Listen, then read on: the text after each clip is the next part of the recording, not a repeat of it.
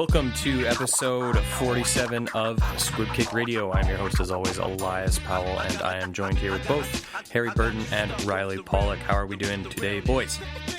I'm doing really good. It's another week of football. We had the CFL trade deadline today, one major trade from that, and some CFL GM news and lots of news from the NFL, so it's been a busy week.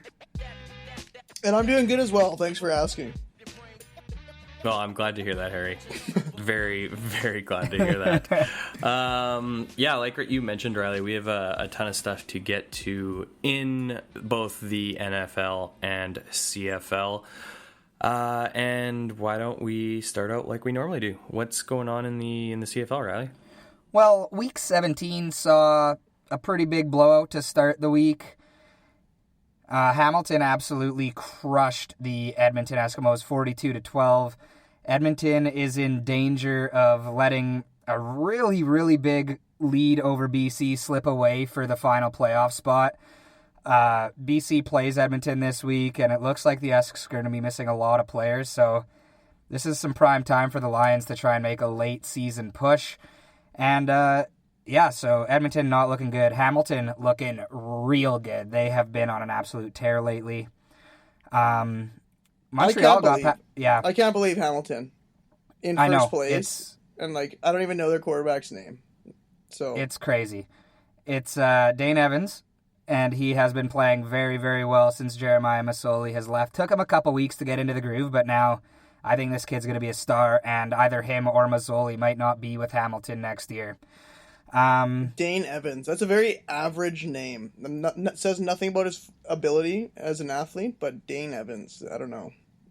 Not sold. Fair enough, Harry. Montreal got past Calgary 21-17 thanks to a big second half from the Als defense. Bo Levi threw for almost 450 yards, but they turned the ball over, I think, 3 times in the red zone in the second half with fumbles. So tough one for the receivers last week for Calgary, and they didn't score a single point in the second half, and Montreal won. So that's tough. Not a good week for the old Stamps. Super sad. Yeah, thank goodness. That's huge. Huge for the Durs. Yeah. Yes, it was, because the Saskatchewan Roughriders, led by a big performance from their defense, took down the dirty Winnipeg Blue Bombers 21-6, and now because Calgary lost, the Durs all alone in first place in the West Division. So that is pretty choice. And now the Riders and Stamps face off this week in Calgary.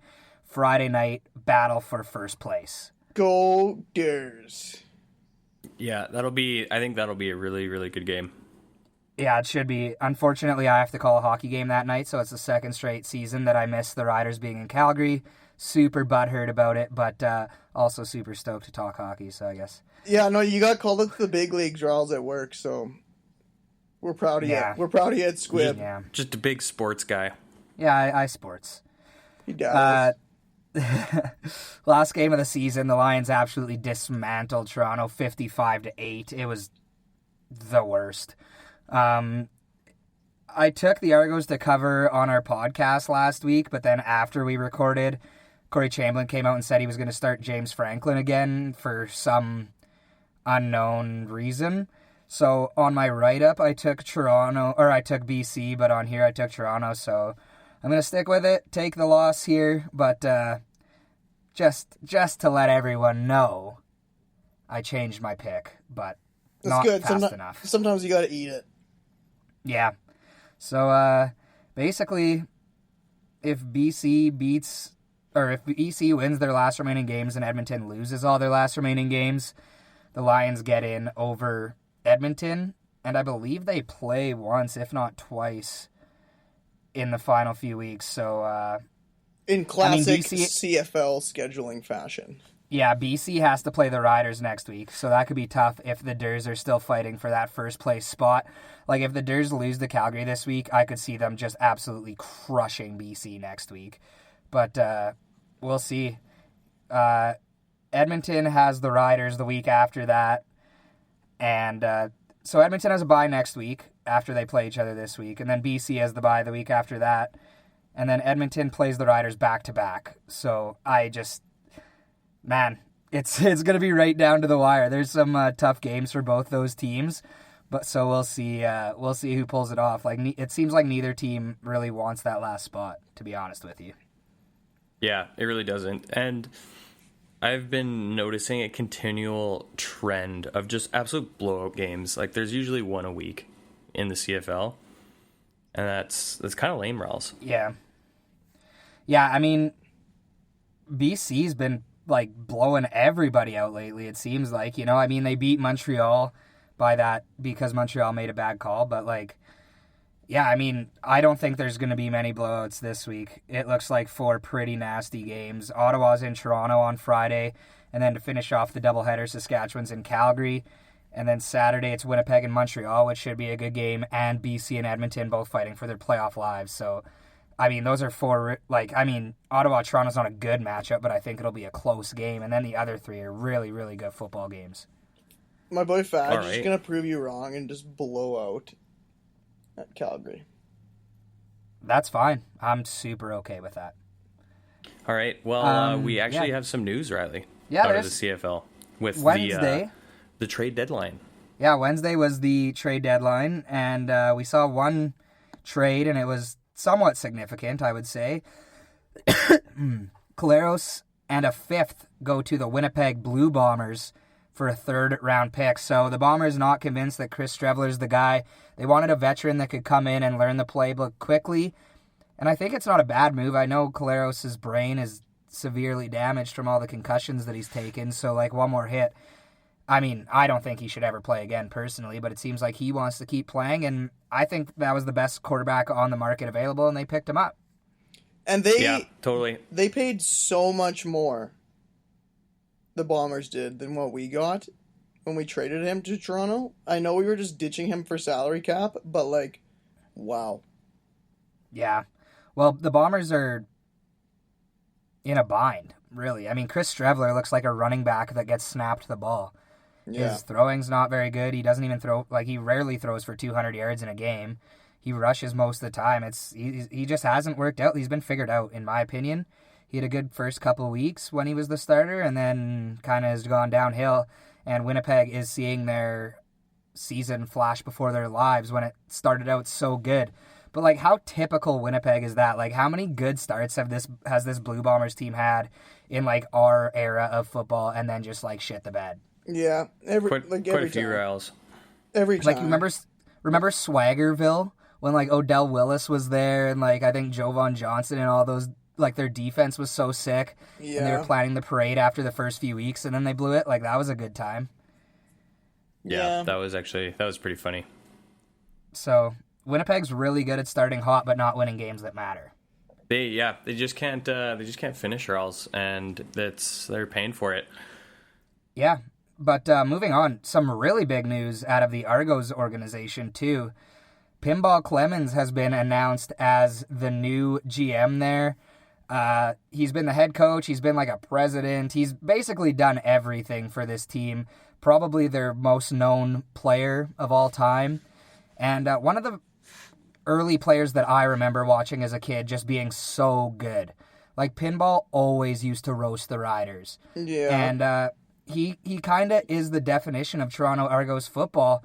So I think it's a huge move for them to bring him in. He talked about creating a culture there, and I think this is one of the best moves that this Argos organization has made in a very long time. Yeah, no, I agree. Pinball already has a legacy in the CFL. Plus, his name's really fun to say. Yeah. I don't know. What else do you think's coming out of this, Riles? Like, well, Toronto could look completely different next year. Yeah, they already have John Murphy there, who is a pretty big architect in what we have here in Saskatchewan. He was around the Riders for the past few years, and now he's in Toronto as kind of like a president, I think he is. So he's going to be Pinball's right-hand man. So they'll work together to be GM, kind of, but he'll just have a different title. So, and I thought he did a really good job. I mean, the Riders look pretty deadly right now, and he kind of helped Chris Jones when Jones was here, and now he's in Toronto. So they could be really good. And my question to you boys, I have this poll running on our Facebook and Twitter right now. Who do you think is the next Argos head coach? O'Shea. The three O'Shea. options are Mike O'Shea, Kahari Jones out of Montreal, who is, I think, coach of the year, and keeping Chamberlain, which was kind of just like a throw in there because he hasn't been fired yet. But I would have to agree with you, Harry, on the O'Shea front. Eli, do you have a varying opinion? I don't know. Kind of. I don't think either of those guys get taken. Why would O'Shea leave Winnipeg? He's a free agent at the end of the year. He's on his last year of the contract, I believe, yeah. Why would, and and if he's they don't, from that area, why wouldn't he just want to return home? And if they don't make playoffs, like, they might not want him back. They have Paul LaPolice as their OC there, who could also be a very good head coach. So, I mean, if they don't make the playoffs, I think it's time for a change. Or not make the playoffs. If they don't go far in the playoffs or at least win a game, I think it's time for a change in Winnipeg. And why would you want to live in in Winnipeg by choice? Oof. That's a good point. But, yeah, I don't know. Yeah. Coaching decisions in the CFL are tough for me. Yeah. I don't really know much of, like, the come-up assistants, all of that. Well, Kahari Jones wasn't he our QB coach for a while? He was a QB coach. He was an offensive coordinator. Well, he was the offensive coordinator when he was on the Bombers. Yeah, at the start of the year, he was the OC, but then they fired their head coach, like, super, super quick. And Kahari's come in and turned that team around. And, like, I think it'd be a travesty if he didn't win Coach of the Year. So I don't think Montreal's going to let him go, personally. I think they're going to throw the wallet at him to stay. But who knows? Kahari has been in Winnipeg for long enough that he's become one of them, and he may just Kahari may get a little homesick. Is in Montreal. Oh, yeah, so you think that O'Shea will go to Toronto and Kahari will leave and go to Winnipeg? Yeah, because O'Shea played for Toronto and Kahari played for Winnipeg. Yeah. All right. Well, I mean, Kahari's already been drinking the water in Winnipeg for who knows how long. So. There it is. We'll keep a close eye on the QB or on the coach carousel. Yeah, Harry's got to figure it out. I'm sold on that. Yeah, Harry, you've convinced me. All right. Well, how did you do in your picks there, Riley? I see another 3-1 in typical Ral's fashion. Guess who was the team that blew it for me? The Calgary Stampeders.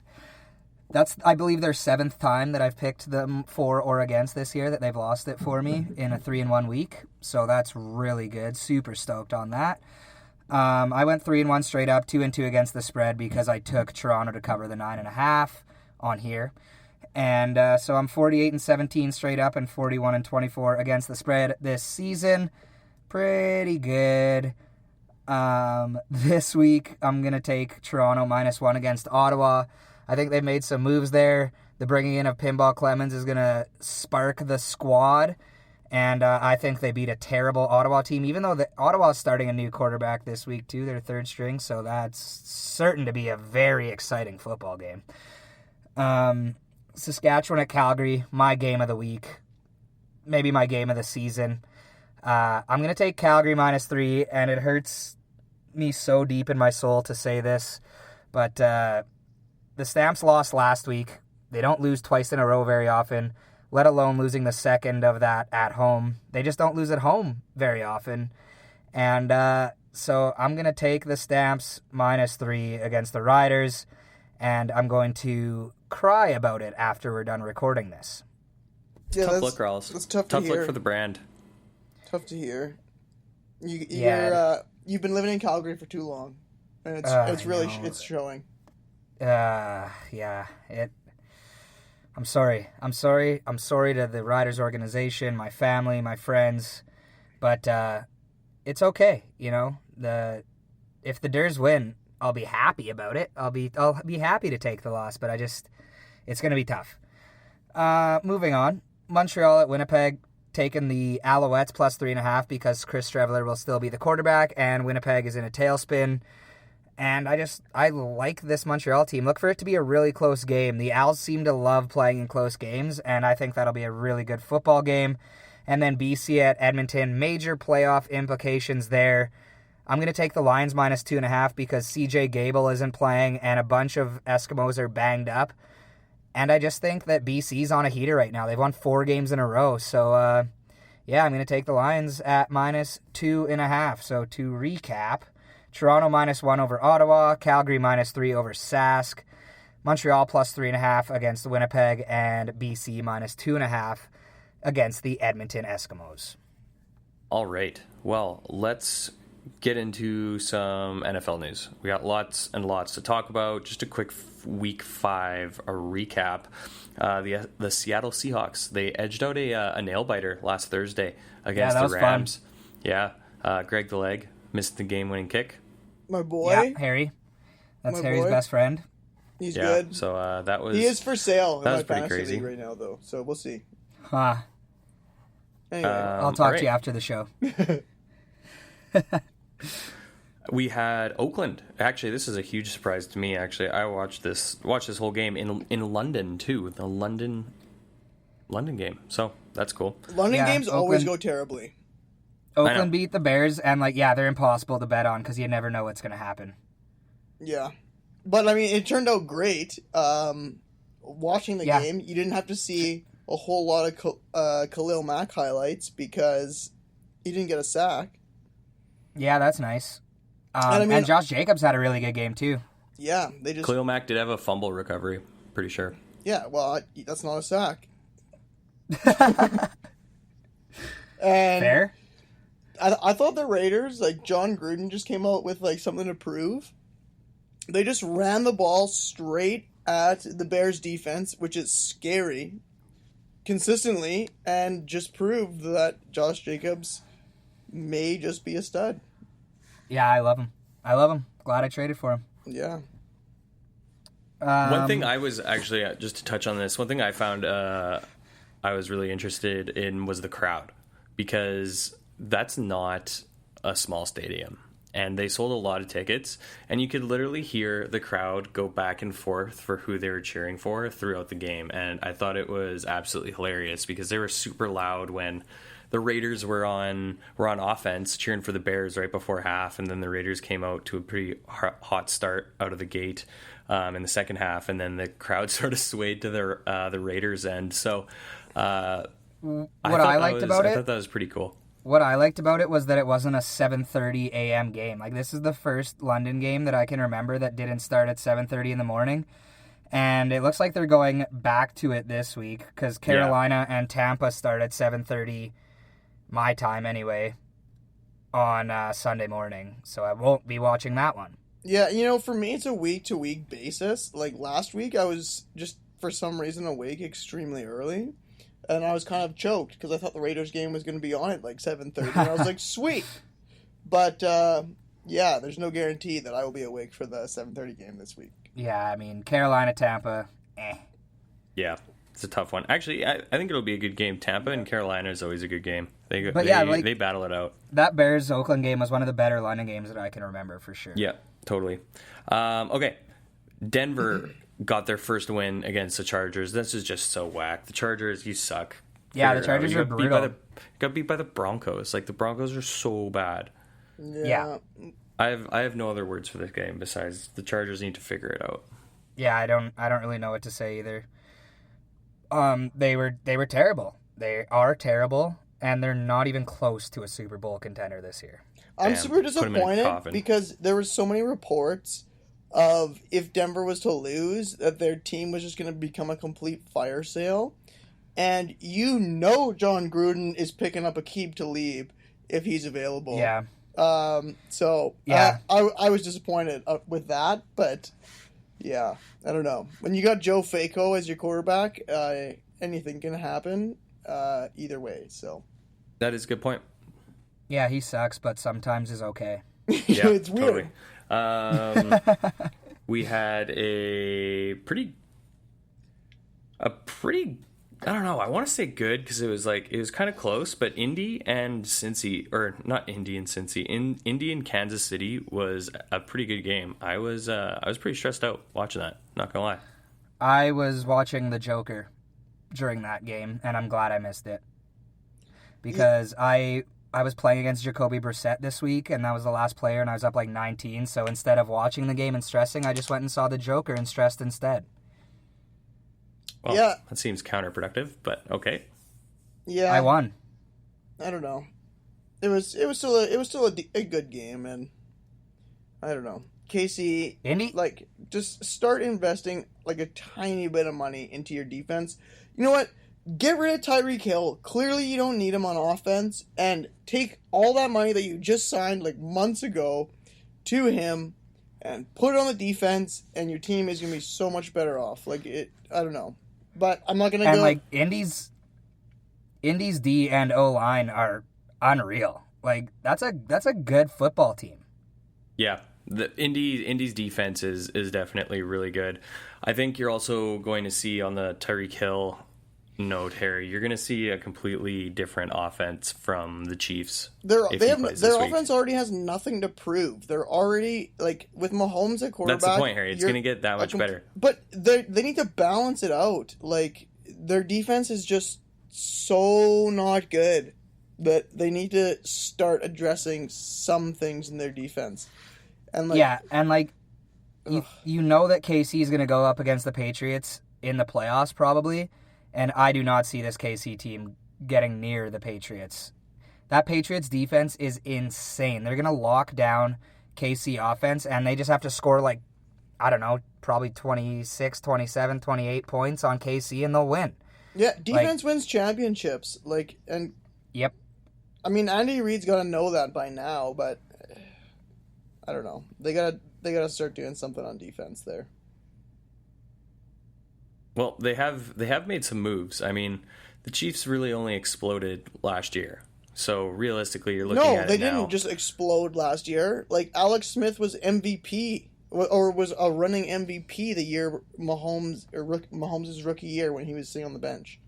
They've been good for a long time. I know. They've been all right for a long time. There's a large difference in where the Chiefs are now to where they were with Alex Smith. No, I wouldn't say. I would say the gap is not that huge, and I would say their defense has consistently been not good the entire time. Yeah, I don't know about that. I think I completely disagree. They're pretty much an entirely different team. They just look at some of the things they run. If anything, I think they've dialed their offense back a bit. You know, you're not seeing all those crazy plays that Andy Reid used to run. They're really dialing it back. But I don't know. I think you give them 2 years and they'll figure it out. Lots of things can happen in 2 years. Yeah. And it's the Patriots. Like, their defense is playing lights out, but also look at the teams they've played. So, like... Yeah, they've got a very easy schedule. Yeah, don't get in my face when you're beating teams by 40 points, and those teams consist of the Washington Redskins, the New York Jets, the Miami Dolphins. So, I mean... Buffalo. But I like Buffalo. I mean, Buffalo, yeah, Buffalo's decent. That's why I didn't say Buffalo. They only beat Buffalo by like 6 or something. Yeah. So what is that? Let's see. That's Washington, the Jets, the Dolphins, and the Bills. I'm missing one other game. They played someone. But realistically, like, your defense, if you're considered a Super Bowl contender, you should be shutting those guys down. Well, and they play the Giants without Sterling Shepard or Gallman or Ingram this Thursday. Yeah. I mean, it's actually a joke. And then the following week, they play the Jets on Monday night. And but then who knows? Maybe Sam Darnold, he's back this week. Yeah, he's done with his kissing disease, and maybe he's just been studying up. And he just blows up. You never know. You never know. Yeah. Anyways, that's that. Maybe he got the kissing disease from Brady's wife, and he has all the secrets. That is a stretch. Who knows? He has all the secrets. You don't know. Okay. Well, I guess God. on the New England front, San Fran and New England are the last two unbeaten teams, and New England will be unbeaten for the next 3 weeks, is what I looked ahead in their schedule. So let's see if San Fran can keep up. Sam Darnold begs to differ, but yeah, we'll I like San Fran. San Fran's D looks really good. San Fran's running game is crazy now that Tevin Coleman's back. Man, him and Breida went off against like a pretty good Cleveland defense. Yeah. Yeah, that was a surprising game for me. I mean, I thought... Did I pick the Browns? I don't even know what I thought, but I guess the Niners showed they're the real deal. Jimmy G didn't look fantastic by any means, but No, like he doesn't need was to. good enough. Yeah, he was good enough to beat the Browns. By the way, Harry is the only one that took the Browns. Okay, nice. So I had faith that the San Fran was not good. And, I mean, they didn't prove me wrong that they were great, but Cleveland really just showed that they are trash. That division's looking pretty nasty, though, with them, Seattle, and the Rams. Like, yikes. Yeah. Yeah. Yeah. Yeah. Yeah. all right, well, let's get to some news. Yeah, I ran a poll this week after week 5 on who everyone thought the most likely NFC rep was going to be for the Super Bowl after these 5 weeks. And the New Orleans Saints pulled it out with like 38% of the vote. So people are believing because Teddy Bridgewater's keeping them afloat in what looks like a pretty bad division for the Saints. And, Drew Brees, what was he, 6 to 8 for his thumb injury? Yeah. Yeah, I believe so. So, if Teddy Bridgewater can just keep them above Atlanta, Carolina, and Tampa, which doesn't seem like it's going to be a problem, Drew Brees comes back and this team's going off. So I tend to agree with our listeners. Yeah, I would agree as well. And I'm glad you brought them up because your Falcons are garbage. Yeah, well, They're their not offense good. looks pretty decent. But, speaking of that, I won on the Falcons game, betting against them. So, Nice. curse, see you later. I I liked was how the their one that was cursed. I liked how their offense played, but man, that defense cannot stop like a high school football offense. 53 points? Yeah. That's a lot. Come on. That's a lot of points to score. That's too many points. That's a lot I of think points. you took Atlanta -5, Harry. Yeah, you took Atlanta. Hey. Yeah. So I you did actually not lost pick that game. Atlanta. Let's rewind the Yeah, you tapes. No. Then we have scored wrong. We need to rewind the tapes. No, Clearly, I believe you. No. I said you're taking the Falcons, and you said, yes, I'm going to break the we're curse. rewinding the Yeah, tapes. I think you We're going to definitely rewind said the you were gonna tapes, break and we're the going to curse. find the truth here because I will put my life that I bet against the Falcons last week. You're Listeners, going to bet your life, hey? The listeners know. I'll tell you what. The listeners know Harry. we're rewinding the tapes, and we're going to figure the truth out here. Harry, I'll make you a bet right now because I'll literally go back and listen to it as we're on this show. Yeah. If you're wrong, Yeah. you have to change all of your picks to all underdogs winning. So you have to Okay. pick 4 underdog games to win if you're wrong. Okay. And what I if think I'm you right? should just buy. You're not. Well, I mean, if you're right, then You you get the you win. can say you yeah. I mean, your record's going to change. No, Because if I'm, I literally if I'm copied- right, if I'm right, you just go on your phone and you order me some skip the dishes tonight. I could go for some curry. We're trying I- to give you a point here, Harry. I literally copy and pasted your picks to Well- the results. Well, So Riley, let's continue not, with the I'm not news. gonna lie. I'm We digging all into know this. that I'm I'm digging not into good this with right the. now. I'm like 99% sure I said, oh, you're taking the Falcons, and you said, yes, they're going to break the curse this week. So Dude, I'm positive. I wouldn't be this sure if I wasn't sure. I'm going to move And I- on and I'm with pretty the sure. NFL picks. I'm going to move on with the NFL news while Eli listens to Harry be wrong. Rewind the tapes, listeners. You'll know. Harry, we're going to have to talk to this one because Eli's listening to you be wrong. I think I found it. Okay. Are we gonna hear it? Are He, we he gonna... picked Baltimore. Yeah, he picked Baltimore. Well, play it over the air if you can. Okay. The suspense is killing me. I think. Oh, here we go. I found it. Here we go. Okay. Okay. Like now or when? Oh, it's because we're on the phone. Squib kick listeners. That's too bad. We're gonna have to edit that out. Anyway, did you hear what he said? That's the most important thing here. Yeah. Keep going. I'm gonna bring it up on my actual All right. computer. Okay, well, we'll talk about Christian McCaffrey while this gets going. Excellent. Christian McCaffrey is an absolute beast, Harry. Yeah, the guy's a stud. 866 yards from scrimmage. The New York Jets have 718. He's beating the entire New York Jets in yards from scrimmage. Yeah. Well, I mean, Is he? to be fair to the Jets, their quarterback was macking with Brady's wife, so who knows? But McCaffrey, not to take away from McCaffrey, because he has just been exploding. Yeah, I think like the NFL stats or something tweeted out a thing that was like Christian McCaffrey has more yards than Todd Gurley and Zeke combined, and Gurley like tweeted back being like, "Hey, don't bring us into this. Christian McCaffrey's a beast." So Yeah. He's also getting like quadruple the workload of any other running back in the league right now. And I am a firm believer that this is not sustainable. So like last year was a lie then too in your mind? He's doing a lot more than he did last year. He's putting He's up improving on last ungodly year, numbers. but it's not like he's just this is coming out of nowhere. That's not the case. He touched the ball last week, or no, 2 weeks ago, 37 times.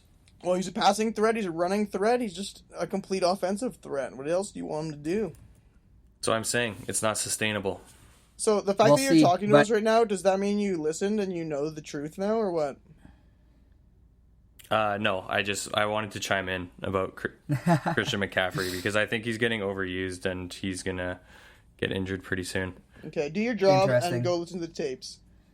Harry, do you think Christian McCaffrey, as of now, in a standard redraft league, would be pick 1 next season? No. Well, maybe. Who knows? People make questionable decisions all the time. Okay. But you wouldn't take him? I would not take him first overall next year. In a standard league draft, no. All right.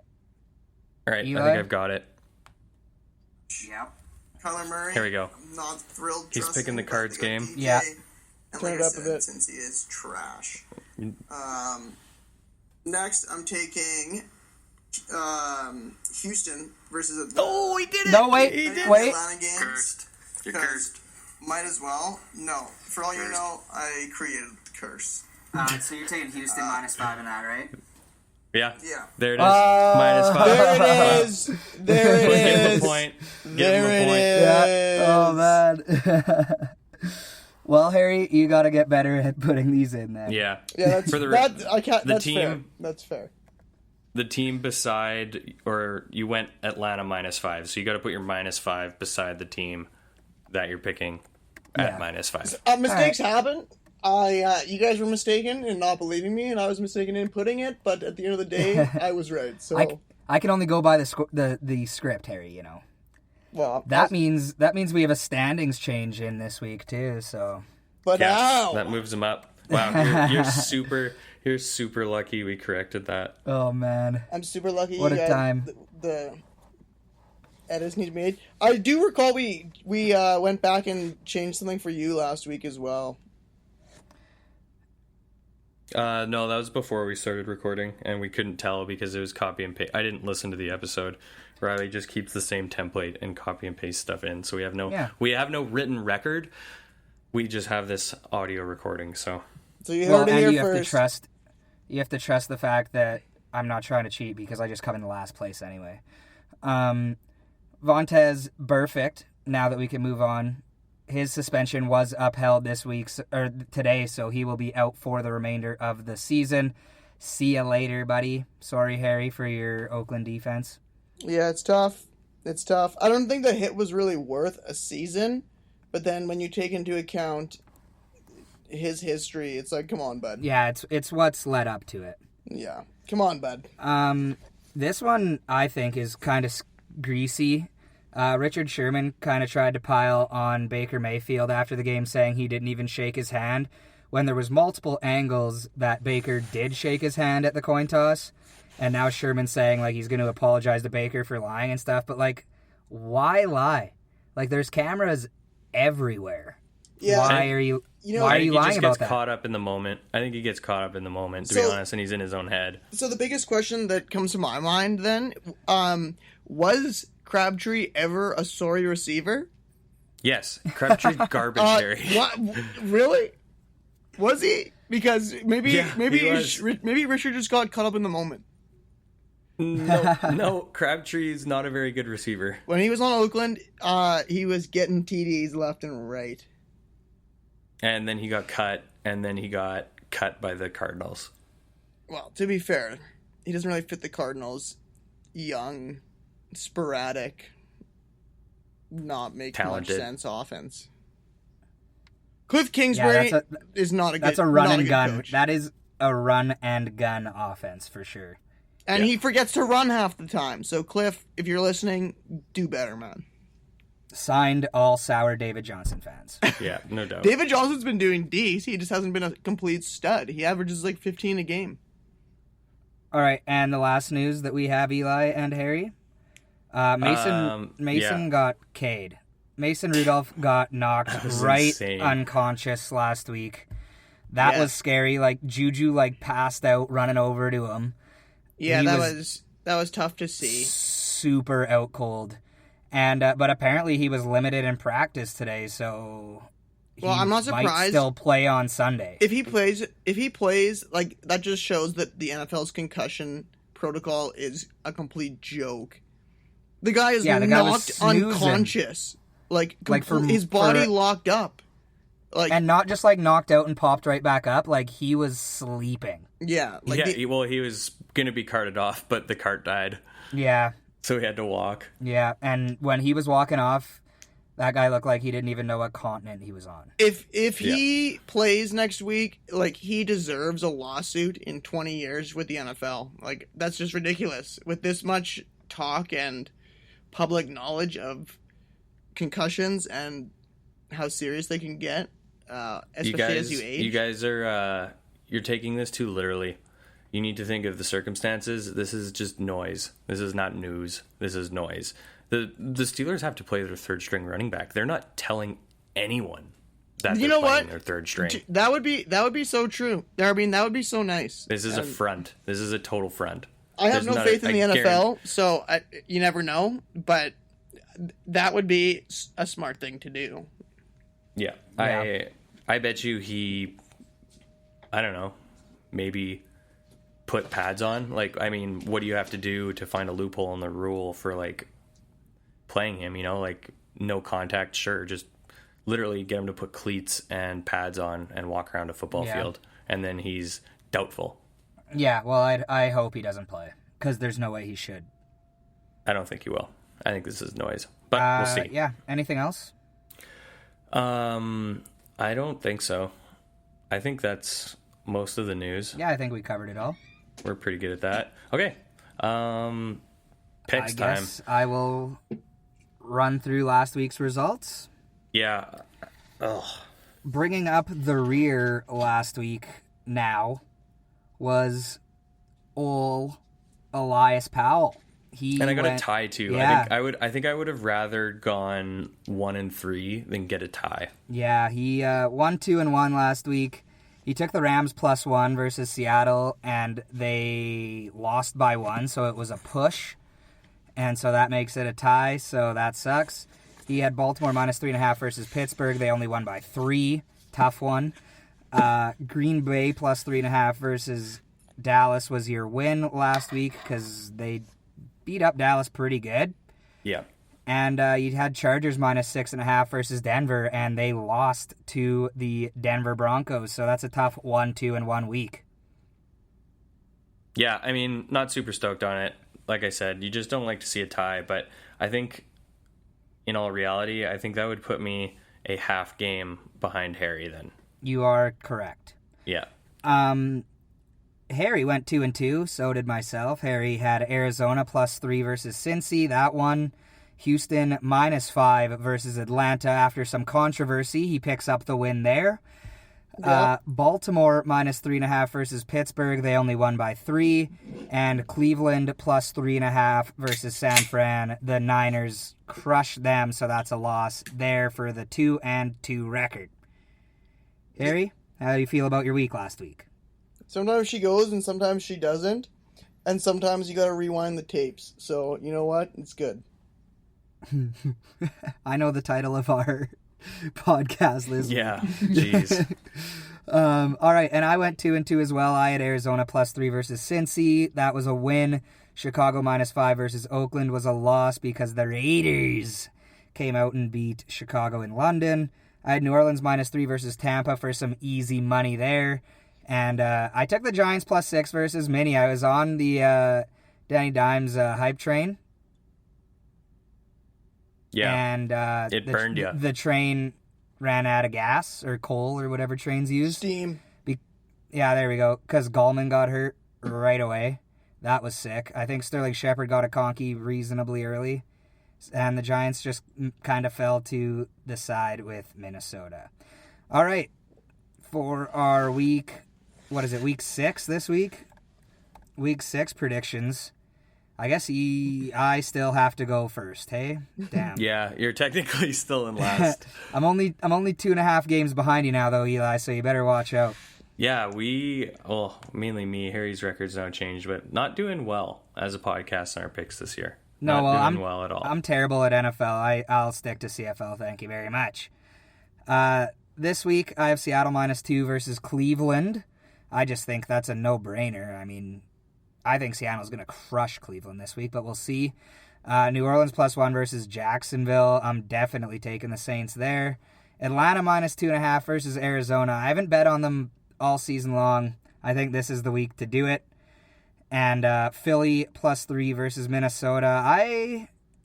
I'm not sold on Minnesota being a very good football team, and I'm not sold on Philly being a bad football team, and I think they prove it this week in a big divisional game. Nice. We took most of the same game, so I'm going to do some quick audibling here, just because. Well, why don't we start off with my one lock, and that's going to be the Dallas Cowboys -7.5 over the New York Football Jets. Even with Darnold back? Yeah, screw them. They suck. All right. Yeah. I want to change this Philly game, and I'm just going to pick something at random, and I am going to take the Tennessee Titans +2.5 against the Broncos. Screw the Broncos. They suck. They got lucky, and the Chargers dropped the ball big time. That's bold. Nice. Mariota is not the greatest. Yeah, I know. Neither are the Broncos, though. So yeah, I'm gonna go. I'm gonna go with Tennessee Titans as my quick audible. Is that Tennessee +2.5 or minus? It is +2.5. Okay. That's why I'm taking that nice little tasty upset, which shouldn't be an upset in my books, but here we are. And ooh, oh yeah, you guys like this one. I'm gonna do a little bit of explaining on this. I am taking the Miami Dolphins +3.5 against the Washington Redskins. Oof. And everyone's like, why are you picking the Dolphins? Yeah, you we hate the Dolphins. You hate the Dolphins. The Dolphins are so bad. And that is exactly why I'm taking them. Their whole season is tanking for Tua out of Alabama. That's their whole season. They're tanking for him. They need their quarterback. But the Miami Dolphins are so bad at everything they do, they're going to win this football game. That is why I'm taking him. I love it. Yeah, I love +3.5. That is my reasoning behind that, and I am sticking to that. And then I'm going to call another audible just because I'm feeling crazy, Riley. You took New Orleans. I'm going to stay away from that. I'm going to take the Detroit Lions +5 against the Packers. Wow. Detroit has been screwing me all year. Wow. And I am going to stick with them at +5. Excuse me. That's crazy. Yep. You're a crazy man. Quick little audibles at the line here. Let's see if we can get the touchdown. Nice little All right. football reference on our football podcast. And recap for the Look at you 10-9-1 Elias Powells. All right, nice. Yeah, do you want to recap those quick? Yeah. There you are. I've got Dallas -7.5 versus the Jets. Philly, nope. Tennessee +2.5. Yeah, I was like, oh, okay, whoa. This isn't what I picked. Eli, you need to rewind the tapes again. Miami 3.5 against Washington +3.5, and then Detroit +5 against the Packers. All right, and the leader after 5 weeks, the 11-9 Harry Burtons. What do you got for us this week?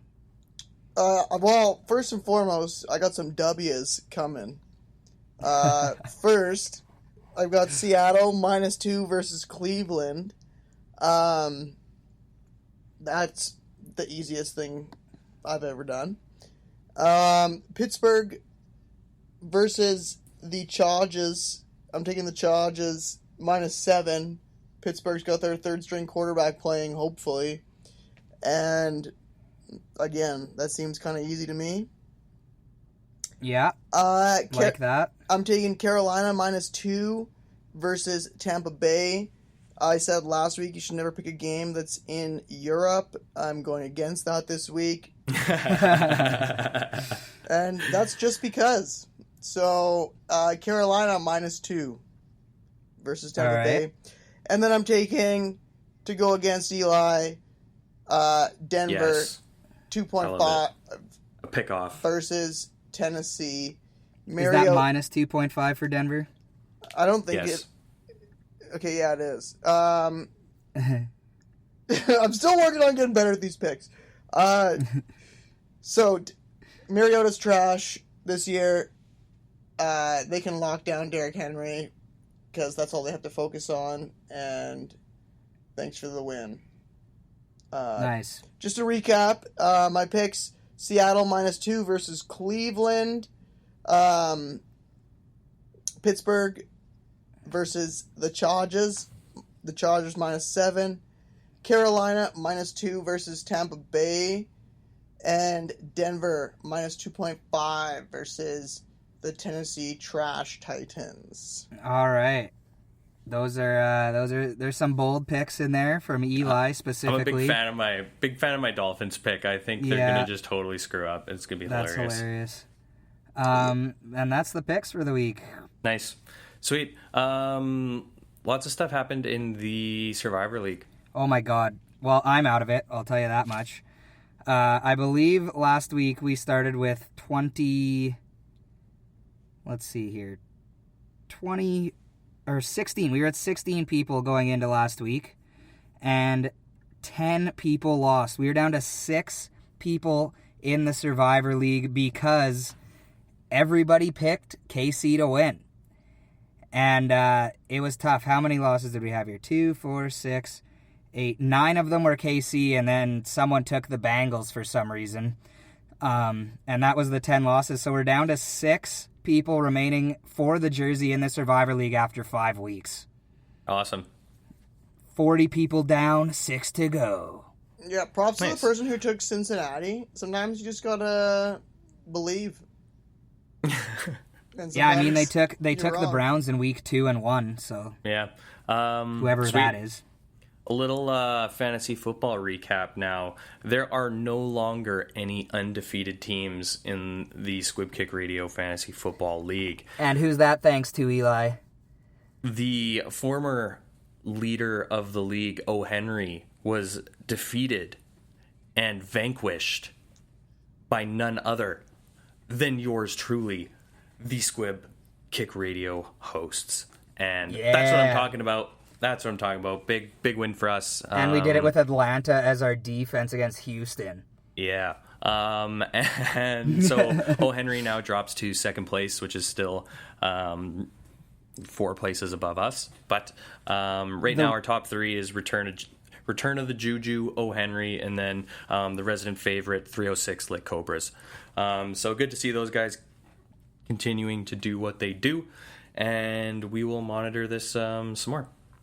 Yeah, that's the real Henry is in first place right now. That is correct. The real Henry, not O. Henry. All right. Yeah, cool. Well, I think we've done a pretty decent job. We're in a playoff spot right now, so that we are. That's all you need. Yep. It's just nice to see. And with that, thank you, as always, for listening. And check us out on the social medias at Squib Kick Radio. And with that, we will talk to you next week. Peace. Always have your pet spayed or neutered. Goodbye. I got you stuck off the realness. Think not this shit's too hot. Too hot. Too hot.